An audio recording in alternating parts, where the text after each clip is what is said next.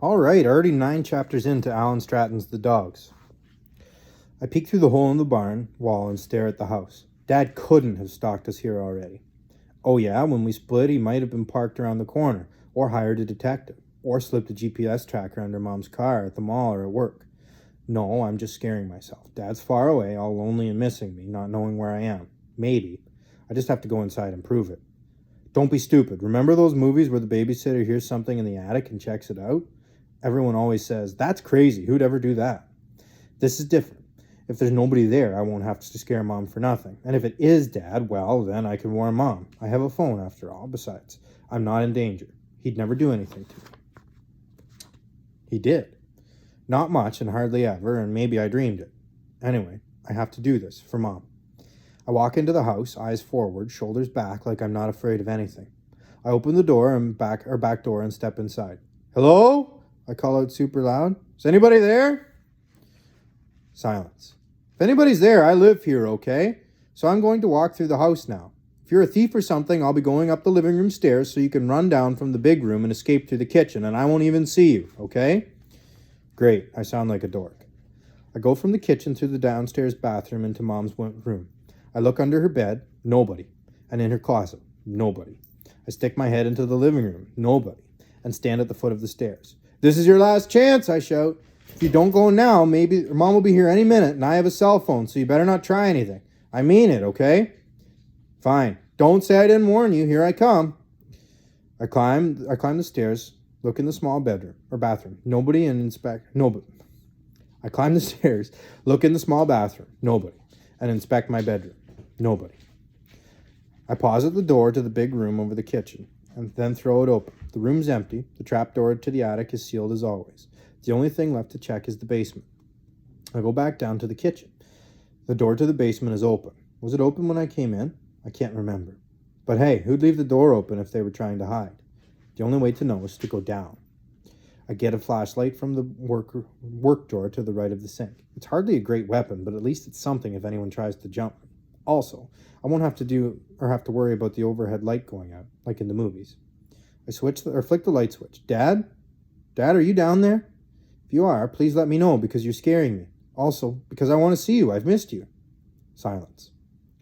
I remember when I was 2 or 3, Dad drove me out to the middle of nowhere, a woods or something, and there was no one around and he hid behind a tree. I thought he'd left me, abandoned me with no one anywhere. I didn't know what to do. I cried and cried. Dad watched the whole time. He thought it was funny. The stairwell looks more like a tomb than ever. I try to stay calm by counting to 10 over and over. Before I know it, I'm at the bottom. The place is cleared out except for the furnace. Once I circle it, I'll know everything's okay. I duck under the pipes real fast, so if anyone's hiding, they won't have time to run around and get me from behind. There's nobody there. What about inside the coal room? I stare at the little door. Dad? Silence.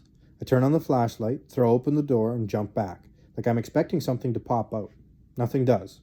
I shine the light inside. Aside from some pieces of coal in the corner, it's empty. Mission accomplished. Home secure. Phantom army destroyed. I'm about to close the door when I see something scratched on the left wall. I lean in for a better look. There's 3 groups of 4 short lines, with the 5th crossing them, plus 2 extra lines. Was somebody locked in here, counting days? I wipe my forehead with the back of my hand. My light hits a dusty cardboard folder propped against the inside wall to the left of the door. I wonder if I didn't see it before. Who would? It could have been hidden here since forever. I pick it up, smell the mold. A chill shoots through my body. I imagine corpse fingers squeezing my bones. I run up to the kitchen and everything's fine again, except my hands are smudged with soot from the folder. When Mom sees the tiniest bit of dirt on my shoes, she goes wacko. "You're tracking mud through the whole house." If I spread coal dust, I'm dead. I put the folder in the plastic bag from under the sink and wash my hands. Then I grab some paper towels and take the bag up to my room. After I cover my desk with the towels, I open up the folder flap and pull out the stuff inside. There's a pile of kids' drawings, some crayon and pencil stubs, and a black and white wedding photo in a cardboard frame.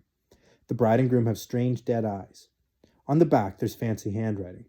"Mr. and Mrs. Frank McTavish, may the Lord bless thee and keep thee. May the Lord be gracious unto thee. May the Lord lift up the light of his countenance upon thee and give thee peace. August 1st, 1948. Someone else had put an arrow beside Mrs. Frank McTavish and written Evelyn Nay Cartwright. At the bottom, a kid has printed mother and father. He must be the boy who made the drawings, whose things were in the basement. He's printed his first name in the bottom right corner of all the pictures, Jackie. So he's Jackie McTavish. The top drawings are mostly of Jackie and his mother and father at the farm. His father is huge, even bigger than the barn. He has enormous black eyes, without any whites, and a mouthful of yellow teeth. Plus, he almost always has a pitchfork, a hammer, or a saw. Jackie and his mother are way smaller and mostly off to the side, holding hands. Her eyes are empty circles. Sometimes she doesn't have a mouth. But what gives me goosebumps are the pictures of Jackie. He's wearing a Davy Crockett cap. He's the kid in the barn last night. No, there was no kid in the barn last night. If there was, I imagined the cap. It was too dark to see. Really? Really. Anyway, if a kid with a raccoon skin hat was trespassing last night, it wasn't this kid. He'd be old by now. I concentrate on the drawings, mixed in with the family pictures are a few drawings. Mixed in with the family pictures are a few drawings of two boys climbing trees and playing on boulders in the middle of the clearing. I'll bet they're in the woods at the back of the field. I recognize Jackie because of the cap, but who's the other one? Mr. Sinclair? That would make sense. He lived on the next farm over. But if Mr. Sinclair played with Jackie, why won't he talk about him? Questions. If I'm not careful, I'll be as paranoid as Mom. I work my way through the rest of the pile. Jackie's mother disappears. His father's still around, though. In some drawings, lightning shoots out of his head, like in comics when some crazy supervillain's going nuts. In others, he holds Jackie over his head with one hand like he's holding a doll. Jackie's hands are in the air. It's hard to tell if he's waving or trying to get help. Finally, I get to the drawings at the bottom of the pile. They're different, scribbles of purple and black and red all over each other. I stare hard. The more I stare, the more I see shapes, and the more I see shapes, the clearer they become. Tails, teeth, pools of blood. My heart stops. Dogs. It's a pack of wild dogs ripping things apart. That's the end of chapter 9. If you've watched this deep into this series, then you must be at least somewhat enjoying it, so please feel free to share the channel and to subscribe.